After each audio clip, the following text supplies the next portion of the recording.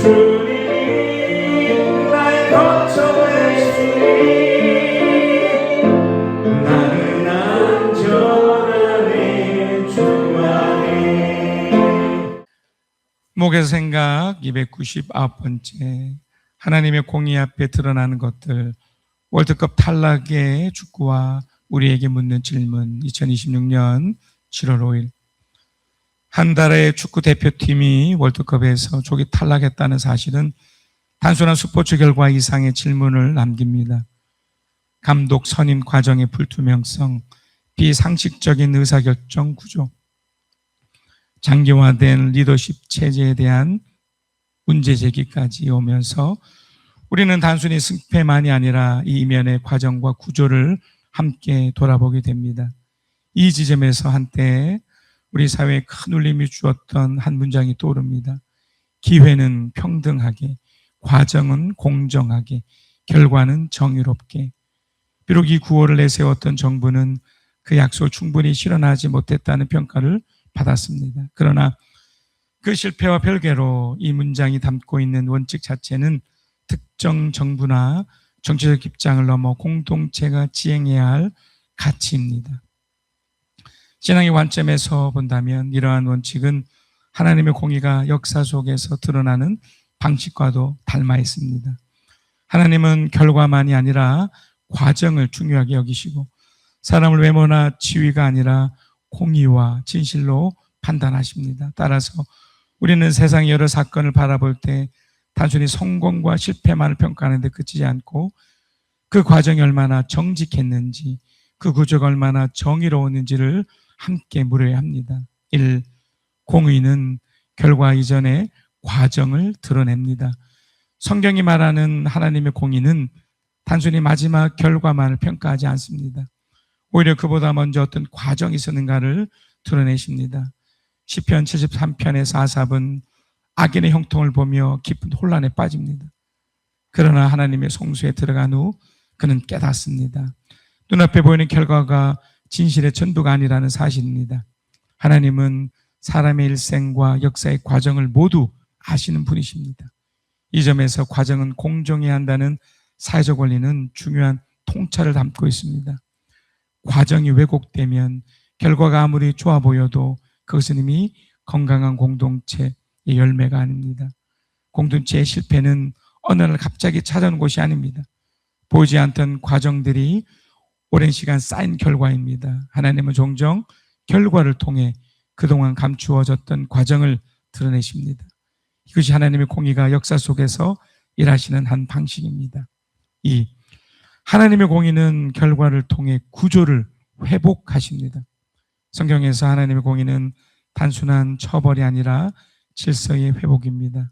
시편 82편에서 하나님은 불의한 재판관들을 심판하십니다. 그러나 그 목적은 공동체를 무너뜨리려는 것이 아니라 정의로운 질서를 다시 세우는 데 있습니다. 하나님의 심판은 파괴가 아니라, 단순한 종결이 아니라 구조적 문제를 드러내고 다시 세우라는 하나님의 경고일 수 있습니다. 기회는 평등하게는 출발점의 정의를 말하고, 과정은 공평하게는 공동체 운영하는 원칙을 말하며, 결과는 정의롭게는 책임있는 결론을 의미합니다. 이 세 가지는 서로 분리된 가치가 아니라 하나의 흐름입니다. 하나님의 공의도 마찬가지입니다. 하나님은 모든 사람에게 은혜의 기회를 주시고 과정 속에서 사람의 중심을 드러내시며 결과를 통해 공동체를 바로 세우십니다. 그러나 그 목적은 정죄가 아니라 회복이며 심판이 아니라 하나님 질서를 다시 세우는 데 있습니다. 맺으며 사랑하는 울산 대성교 성도 여러분, 하나님의 공의는 단순히 누군가를 벌하시는 차가운 원리가 아닙니다. 하나님은 기회와 과정 그리고 결과 전체를 통해 진실을 드러내시고 무너진 것을 다시 세우신 분이십니다. 우리는 종종 눈앞의 결과만 보고 쉽게 판단합니다. 그러나 성경은 그보다 더 깊이 보라고 말씀하십니다. 그 결과에 이르기까지 어떤 과정이 있었는지, 그 과정 속에 무엇이 왜곡되어 있는지를 살펴보라는 것입니다. 결과는 끝이 아니라 드러냄이며, 드러남은 다시 세우기 위한 하나님의 시작일 수 있습니다. 그러므로 우리는 실패 앞에서 낙심하거나 책임을 전가하는데 머물지 말아야 합니다. 오히려 그 실패를 통해 하나님께서 무엇을 드러내고 계시는지, 우리 공동체 안에서 무엇을 회복하기를 원하시는지 겸손히 물어야 합니다. 하나님의 공의는 언제나 심판으로 끝나지 않습니다. 회복을 향한 길을 여시는 하나님의 공의입니다. 그러므로 오늘도 우리는 하나님의 공의 앞에 우리 자신과 우리 공동체를 세우며 더욱 정직한 과정과 더욱 정의로운 공동체를 이루어가기를 소망합니다. 시편 82편 1절에서 3절. 하나님이 하나님의 법정에 나오셔서 신들을 모아 들이시고 재판을 하셨다. 하나님께서 신들에게 말씀하셨다. 언제까지 너희는 공정하지 않은 재판을 되풀이하려느냐? 언제까지 너희는 악인의 편을 들려느냐? 셀라. 가난한 사람과 고아를 변호해주고 가련한 사람과 궁핍한 사람에게 공의를 베풀어라. 가난한 사람과 빈궁한 사람을 구해 주어라. 그들을 악인의 손에서 구해 주어라. 그러나 그들은 깨닫지도 못하고 분별력도 없어 어둠 속에서 헤매고만 있으니 땅의 기초가 송두리째 흔들렸다. 여러분, 우리 각자에게 어려운 일들이 한 번씩 일어나지 않습니까? 특별히 가장 안타까운 것이 이제 질병에 걸렸을 때, 어떤 병이 임했을 때. 저도 벌써 이제 3주째 이 목과 이 감기 기운 때문에 낫지 않습니다. 곧 나을 것 같긴 하지만, 그럴 때마다 왜 이런 일이 일어날까? 개인적으로도 그렇고요. 또 제가 목회자 생각 속에도 섰지만, 이번에 이 월드컵 축구에서도 탈락이 됐지 않습니까? 그러면서 정말 많은 일들이 이제 좀 일어났었고, 지금 일어나고 있죠. 왜 이런 일이 일어날까? 또, 며칠 전에 그 베네수엘라의 그 땅에 엄청난 지진 때문에 엄청난 사람이 또 죽었다는 소식이 또 전해졌습니다. 왜 이런 일이 일어날까? 긍정적이고 좋은 일들만 좀 일어나면 좋겠는데, 이런 부정적인 일들이 일어날 때마다 우리에게 스스로에게 묻는 질문 있잖아요. 왜? 전제는요, 우리가 이제 신앙생활이라는 걸 하고 있습니다. 그럼에도 왜 이런 일들이 일어날까? 우리 저번 주에 그 아삽의 그 믿음이 회복되는 그 과정 속에 그가 이제 깨달은 게 분명히 있었습니다. 그럼에도 아삽은 이제 동일한 내용으로 이제 오늘 본문의 이야기를 하면서 왜 이런 일이 발생하면서 도대체 그가 다시 한번 깨닫게 된 것이 있었습니다. 이제 이걸 제가 나누려고 하는데요. 하나님의 공의가 이 땅에 펼쳐져야 되죠. 공의라는 것이 또 다른 표현으로 치면 정의거든요. 공평하다. 어떤 선악을 가지고 공평하고 의롭게 되는 적극적인 하나님의 결정권이에요. 그게 공의인데 세상은 좀 그렇게 들어가고 있지 않은 것 같아요. 또 내 인생을 보면 제가 소대에 말씀드렸던 것처럼 이런 부정적인 일이 일어날 때 공의가였다면 그러면 내가 지금 벌 받는 걸까? 뭐 이렇게 또 생각할 수도 있죠. 자, 먼저 오늘 본문 속에서 아주 냉정하게 지금 부정적 현실을 한번 보겠습니다. 아삽의 그 시대 속에서 겪고 있는 어떤 현실. 시편 79편 1절에서 5절입니다. 하나님, 이방 나라들이 주님의 땅으로 들어와서 주님의 성전을 더럽히고 예루살렘을 돌무더기로 만들었습니다.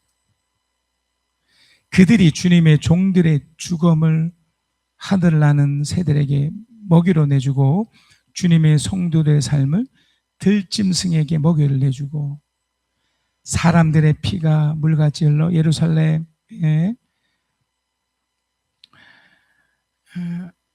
사면을 넘치게 하였건만 희생당한 이들을 묻어줄 사람이 아무도 없습니다. 끔찍하죠. 예. 아삽이 살고 있던 그 예루살렘 땅이, 그리고 그 이전에 이런 일이 펼쳐지고 있었던 거예요. 다윗이 정권을 잡고 있는 그 시기 때도 이런 일이 있었다는 거예요. 다윗의 삶도 말할 것도 없고 아삽도 그랬고, 아삽이 개인적으로 믿음이 회복되는 그 과정이 분명히 있었지만 공동체 함께하는 그 삶의 터전에는 지금 이런 일들이 일어나고 있다는 겁니다. 심지어 이런 일까지 일어납니다. 4절, 우리는 이웃에게 조속거리가 되고 주변 사람들에게 조롱거리와 웃음거리가 되었습니다. 그래서 그가 고백을 하죠. 하나님께 묻습니다. 주님, 언제까지입니까? 5절입니다. 언제까지입니까? 영원히 누워요만 하실 겁니까? 벌처럼 느끼는 거죠. 어떤 상보를 쳤을 때 벌로 느끼는 거예요. 언제까지 주님의 진노하심이 불길처럼 타오를 것입니까? 그래서 여러분 어떻게 받아들여지시나요? 여러분이 나름대로 신앙을 가진 채 나름대로 잘 하고 있다고 생각을 하고 있는데 이렇게 원치 않는 질병이 일어나고 또 주위에 안타까운 일들이 계속 펼쳐지면 이런 고백이 있지 않겠습니까? 또한 시편 83편 2절에서 6절에 주님의 원수들이 소리 높여 떠들고 주님을 미워하는 자들이 머리를 치켜들기 때문입니다.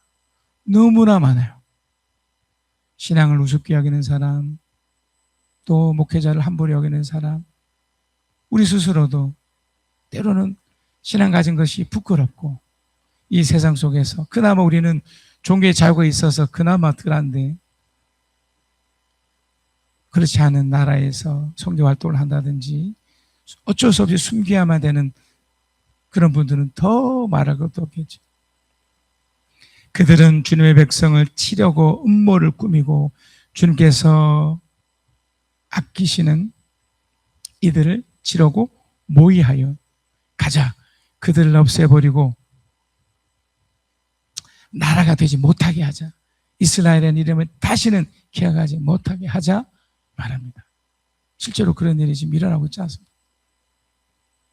지금 현재 그 이스라엘 땅도 그것을 위해 죽이겠다는 수많은 사람들이 있고, 비록 그들이 지금 시대 속에 예수님을 믿는 사람들은 아닐지라도 이 종교적인 관계 때문에 이런 일들이 지금 일어나고 있고, 우리 현실 속에도 신앙을 가진 것 때문에 어려움을 겪는 일이 얼마나 허다합니까? 5절, 그들은 한 마음으로 모의하고 주님과 맞서려고 동맹을 맺었습니다. 에돔과 이스마엘 사람들, 모압과 하갈 사람들, 그발, 암몬, 아말렉, 블레셋 두렌 사람들이 그리하고 아시리아까지도 그들과 힘을 합하여 노세 사손을 도왔습니다. 뭔지 모를 거대한 소용돌이처럼 예수 믿는 우리가, 또 교회 다니는 우리가, 신앙을 가진 우리들이 왠지 모를 이제 소외되게끔 하는 그런 분위기와 그런 현실을 우리가 살아가고 있는 거죠. 자, 여기서 계속해서 이런 질문을 할 수밖에 없지 않겠습니까? 왜? 그래서 아삽도 개인적으로는 회복되는 그 과정이 있었지만 시편 79편 5절에 이런 고백을 합니다. 주님, 언제까지입니까? 영원히 노하시렵니까? 언제까지 주님의 진노하심이 불길처럼 타오를 것입니까? 우리 개인적으로 또 우리 공동체적으로 어떤 고난이나 어떤 고통이 이렇게 지속이 되면 감당이 안 되죠. 여러분, 그 아픈 부모나 아픈 자식, 또 주위에 뭔가 좀 이렇게 정상적이지 않는 그런 상황이 펼쳐지는 것을 보게 되면, 또 그것이 오래도록 지속이 되면 이것이 생기잖아요. 불편해지고 결국 분노가 되고, 더군다나 우리는 자연스럽게 비교하게 되어 있습니다. 이 경쟁하는 그 구조 속에 있기 때문에 다른 사람들은 저렇게 잘 되는데, 겉으로만 보는 거지만 이렇게 잘 되는데 나는 왜 이러는 거야? 저는 이제 목회자니까, 야, 저 교회는 저렇게 더 커지고, 뭐 더 사람들이 많이 오는데, 야, 내가 속하고 내가 붙들고 있는 이 교회는 왜 이러는 거야? 이렇게 이제 여기는 거. 여러분 어떻게 생각합니까? 자, 여기서 이제 저번 주에 말씀드렸던 아삽이 그 믿음을 회복하는 과정에서도 그랬던 것처럼 공동체에 관련된 여러 가지 부정적인 것들, 또 개인이 겪는 불행적인 것들을 볼 때 어떤 지점에 딱 서게 돼 있어요. 자, 이제 선택이죠. 그래서 신앙을 포기할 것인가? 아니면 그래도 좀 더 기다릴 것인가? 물론 시간 앞에 장사 없다는 말이 있듯이, 긴 병에 장사 없다고 하는 말처럼 시간이 점점 길어지면 길수록 신앙이 약화되는 것도 당연할 수 있어요. 힘들거든요. 어렵거든요. 아픈 것들이, 그 고통이 지속될수록, 그러나 어떻게 됐든 선택을 해야 됩니다. 감사한 것은 아삽은 성소로 행했습니다. 또 여러분도 결국엔 긴 시간이 필요할지 모르지만 여러분 교회 안으로 들어오시지 않습니까? 주님 앞으로 다시 서야겠다. 시편 81편 5절에서 7절입니다. 하나님이 이집트 땅을 치려고 나가실 때 아삽이 무엇을 좀 발견했냐면, 말씀 앞에 이렇게 있고 예배 가운데 있다가 저번 주에도 그런 표현을 말씀드렸듯이 기억을 하게 된 거예요. 이전에 요셉에게 임했던 그 얼마나 어려움을 겪을 때가 있었지 않습니까? 요셉이 형들로부터 버림을 당해서 오랜 동안 종으로, 노예의 신분으로 살았던 그 시절, 나는 내가 알지 못하던 한 소리를 들었다, 주께서 말씀하셨다. 그러니까 이걸 듣는 거죠. 주님 앞에 있고 예배 가운데 있으면 이걸 들을 수 있는 기회가 되는데 너무 오랫동안 이렇게 고통 속에 있다 보니까 이걸 못 듣는 거죠. 그러나 들었던 겁니다. 6절입니다. 내가 네 어깨에 짐을 벗겨주고 네 손에서 무거운 광주리를 내려놓게 하였다. 너희가 고난 가운데 부르짖을 때에, 이게 중요해요. 부르짖는 상황까지 가면 참 안 되겠지만, 그럼에도 고통이 너무 오래도록 있을 때 할 수 있는 우리의 최대한, 우리의 역할, 또 우리가 할 수 있는 것은 줄 붙잡는 거잖아요. 그것의 극단의 모습이 부르짖는 건데, 부르짖을 때에, 이건 하나님 입장에서 손을 내미는 거예요. 상황이 어려우니 대신에 도망가지 않고 분노한 채 피하지 않고 주님께 나갔을 때 내가 건져주고, 천둥치는 먹구름 속에서 내가 대답하고, 천둥이었어요.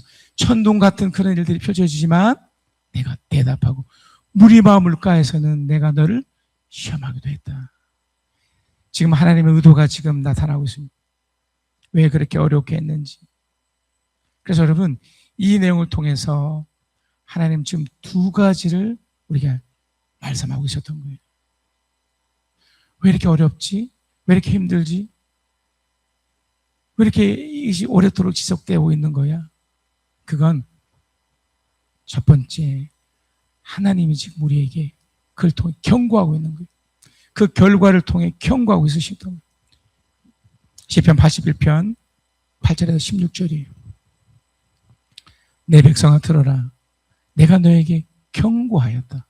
그 경고가 지금 우리에게 펼쳐지는 이런 부정적인 일들이, 여러분이 아프신 거, 또 주위에 이렇게 좀 안 좋은 일들이 펼쳐졌을 때 이거 경고라는 거예요. 이스라엘아, 너는 네가 내 말을 듣기를 바란다. 너희 가운데 다른 신을 두지 말며 이방 신에게 절하지 말아라. 나는 너희를 이집트 땅에서 이끌어낸 주 너희 하나님이다. 너희 입을 크게 벌려라. 내가 마음껏 먹여주겠다 하였으나. 그러니까 하나님은 우리가 사실상 행복하게 살기를 원했던데, 마치 우리가 어려움이 이렇게 있을 때는 우리가 뭔가 놓치고 있었던 것을 주님이 경고하고 있다는 거예요. 자, 보세요. 그게 뭐냐면 11절에 내 백성은 내 말을 듣지 않았고 이스라엘은 내 뜻을 따르지 않았다. 한번 우리가 스스로를 점검해 보셔야 돼요. 이렇게 아프고 이렇게 어렵고 이런 상황이 있을 때 내가 혹시나 하나님과의 그 관계 안에서 그 소통 가운데 문제가 있지 않았는가, 이걸 점검해야 되는 거예요. 12절 그래서 나는 그들의 고집대로 버려두고, 그래 그냥 둬버린 거예요. 바뀌지 않으니까. 하나님 없이 내 마음대로 살려고 하니, 그 전에 함께 있었을 때 주는 축복이 있었고 행복이 있었는데, 또 하나님이 없어도 그래도 살만하네, 오케이, 그래 한대로 살아봐, 놔뒀던 거죠. 그들의 고집대로 버려두고 그들이 원하는 대로 가게 하였다. 그래 네 마음대로 해봐. 어떻게 됐나요? 경고였죠. 근데 안 풀리는 거예요. 여러분 오해하시면 안 돼요. 세상에 사는 수많은 것들 하나님 없이 될 수 있는 것이 진짜 없지 않습니까? 우리는 감각적으로, 또한 우리 본능적으로, 또 내 안에 있는 그 성령의 그 능력에 따라 우리가 감지게 됨에도 불구하고 에이 뭐 괜찮아, 하나님 없이도 기도 한 번 안 했다고, 예배 한 번 안, 그럴 수 있죠. 그러나 그것이 고집이 되고 아집이 돼서 이제는 하나님 없이 내 마음대로 살았던 겁니다. 자, 하나님이 이렇게 말씀하십니다. 13절 나의 백성 이스라엘이 내 말을 듣기만 했어도, 내가 가라는 길로 가기만 했어도, 14절 나는 당장 그들의 원수를 굴복시키고 내가 손을 들어 그 대적을 쳤을 것이다. 나를 미워하는 자들은 그들 앞에 무릎을 꿇었을 것이며 이것이 그들의 영원 운명이 됐을 것이다. 행복했을 거예요. 저 천국까지도 어떤 환난과 어려움이 없을 수도 있을 수 있었다는 거예요. 그리고 나는 기름진 및 곡식으로 너희를 먹였을 것이고 바위에서 따낸 꿀로 너희를 배부르게 하였을 것이다. 그랬어요. 여러분 혹시 이 지점 속에 여러분 뭔가 발견한 게 있으셨나요? 여러분이 지금 어려움 속에 있는데 내가 지금 하나님과 소통 가운데 있다면 어려움은 더 이상 어려움이 아닙니다. 그리고 오히려 그 어려움은 전화위복이 돼요. 반전과 역전과 역설의 능력으로 작용을 해요. 그러나 이 속에서 하나님과의 그 소통 속에 이것을 놓쳐버리면 그냥 이대로 끝이 나는 거예요. 물론 여러분 욥의 경우도 있습니다. 욥의 경우는 흠이 없는 사람이었어요. 그러나 하나님이 의도적으로 어려움을 줘버렸어요. 질병으로 그를 또 쳤어요. 어떻게 보면 일부러. 다행스러운 것은 욥이 그럼에도 불구하고 하나님을 사랑하고 하나님 앞에 있는 것을 포기하지 않았어요.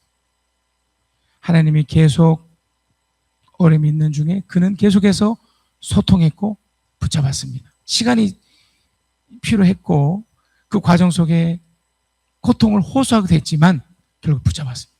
이게 욥의 경우죠. 그러나 대부분의 경우는 흠이 없을 수 없어요. 우리의 안에는 하나님과의 그 소통 속에서 문제가 있을 수 있는 거예요. 저도 지금 3주째 제 상태가 좀 좋지 않은 것을 볼 때 여기서 찾고 있는 거죠. 내가 좀 더 주님 앞에 머물 수 있는 시간이 없지 않았는가. 내가 삶의 현장에서 행복과 기쁨의 삶을 유지하려고 내가 노력하고 있지 않았. 오히려 화나면 화나는 대로, 짜증나면 짜증나는 대로 하지 않았는가. 이것이 점검이 되는 거죠. 그러면서 주님 앞에 돌아오게 되면 이제 두 번째가 되는 거예요. 시편 82편 1절에서 4절이에요. 오늘 본문의 말씀이죠. 하나님이 하나님의 법정에서 나오셔서 신들을 모아들이시고 재판을 하셨다. 그러니까 하나님이 그 기다림 속에 이제 심판하시는 거예요. 여기 신들이라고 해서 어떤 세상의 신으로 생각하시면 안 돼요. 하나님이 인간에게 신적인 권능을 부여해 주셨기 때문에 다 할 수 있잖아요. 그래서 우리를 또 대표하는 모습이라고도 여기셔도 돼요. 하나님께서 신들에게 말씀하셨다, 우리들에게 말씀하셨다는 것과 같은 표현이에요. 뭐라고 말씀하셨나요? 언제까지 너희는 공평하지 않은 재판을 되풀이 하려느냐? 언제까지 너희는 악인의 편을 들려느냐? 그러니까 우리들로 하여금 점검하라는 거죠. 혹시 내가 하나님의 기준 속에 아닌 정말 세상의 것에 빠져서 악인의 모습으로 살고 있지 않은지, 정말 정의롭게 상식적으로 그렇게 살고 있지는 않는지 점검하라는 거예요. 그러면서 3절, 가난한 사람과 고아를 번해주고 가난한 사람과 굶은 사람에게 공의를 베풀어라. 이 뜻은 그저 뭐 도와라 이 소리가 아니고 정의감으로 공의롭게 공평하게 스스로에게 하나님의 기준 속에 그렇게 살아라는 거죠. 가난한 사람과 빈궁한 사람을 구해 주어라. 그들을 악인의 손에서 구해 주어라. 첫 번째 뭘 깨달았습니까? 하나님 경고 속에서 하나님의 소통 속에 내가 먼저 어떤 어리석음이 있었구나 라고 발견을 하면 이제는 어떻게 살아야 된다고요? 하나님의 말씀 앞에서 정의롭게, 이것은 또 다른 표현으로 상식적으로 살아가는 거예요. 함부로 사는 것이 아니라 하나님의 그 기준 속에 여기도 나온 것처럼 정말 상식적으로 십계명에서 말했던 것처럼 너무나 당연한 것처럼 부모를 공경하고 사랑하고 도와주며 이 당연한 그 자유로움 속에서 살아라는 거죠. 여러분 어떠십니까? 우리가 지금 어려움 속에 있다면 이 두 가지를 잘 점검하시면 하나님은 이미 당신의 약속 속에 말씀하셨던 것처럼 진짜 운명 속에, 그러니까 하나님의 주신 그 회복과 행복과 성취 속에 살게 하시는 겁니다. 하나님은 결론적으로 이렇게 얘기를 하십니다. 우리가 또 이렇게 또 되기를 원하십니다. 시편 80편 3절에서 7절입니다. 하나님, 우리를 회복시켜 주십시오. 우리가 구원을 받도록 주님의 빛난 얼굴을 나타내어 주십시오. 여러분, 구원은 또 회복은 하나님의 일방적인 어떻게 보면 축복에 가깝습니다. 우리 어떠함과 상관없이 이루어지는 것일 수 있습니다. 그러나 하나님은 우리에게 요구하시는 거죠.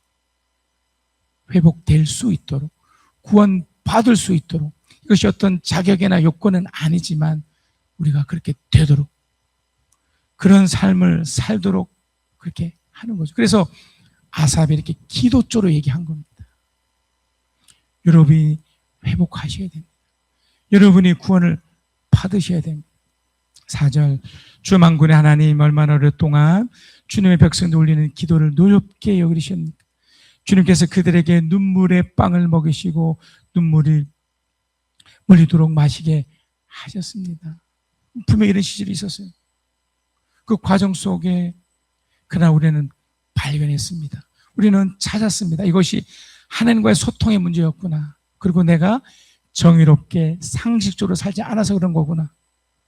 자, 이것이 해결이 되면, 이렇게 살게 되면 6절입니다. 우리를 우리의 이웃에게 시비거리가 되게 하시니 원수를 비웃습니다. 7절 우리 함께 읽겠습니다. 시작. 만군의 하나님, 우리를 회복시켜 주십시오. 우리가 구원을 받을 수 있도록 주님의 빛나는 얼굴을 나타내어 주십시오. 아멘. 이 기도는 이루어집니다. 그 두 가지를 하게 되면. 여러분, 질병과 실패는 어떻게 보면 정말 끝나는 것처럼 보이는 모습일 수 있습니다. 그러나 무너진 현실 속을 정확히 바라보게 해줍니다.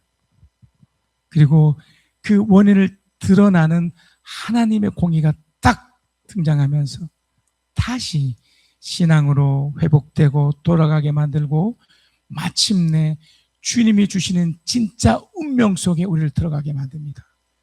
주님 주신 행복으로 들어가게 하는 거죠. 그래서 여러분에게 펼쳐지는 그런 부정일들, 왜 이런 일이 일어났습니까? 에서 하나님 지금 이런 일들을 바로 잡고 있고 회복시키고 계십니다로 바꾸어 갈 수 있는 겁니다. 결단해 보겠습니다, 여러분. 나는 무너진 자리에서 하나님의 공의가 드러나도록 정직하게 회복의 은혜를 구하며 회복의 과정과 회복된 삶이 하나님께 기쁨이 되도록 살겠습니다. 주여 우리 연약합니다. 우리 오늘 힘겨워합니다. 주를 이루며 살기에 부족합니다. 우리 연약합니다. 주여 우리 넘어집니다. 오늘 하루도 실수합니다. 주의 긍휼 구하는 죄인이다. 우리 주만 바라봅니다. 한없는 주님의 은혜 온 세상 위에 넘칩니다. 가릴 수 없는 주의 영광 온 땅 위에 충만합니다. 주님만이 길이오니 우리 그 길 따라갑니다. 그날에 우리를 부르시 주는 완전합니다. 한없는 주님의 은혜 온 세상 위에 넘칩니다. 가릴 수 없는 주의 영광 온 땅 위에 충만합니다. 주님만이 길이오니 우리 그 길 따라갑니다. 그날에 우리를 부르시 주는 완전합니다.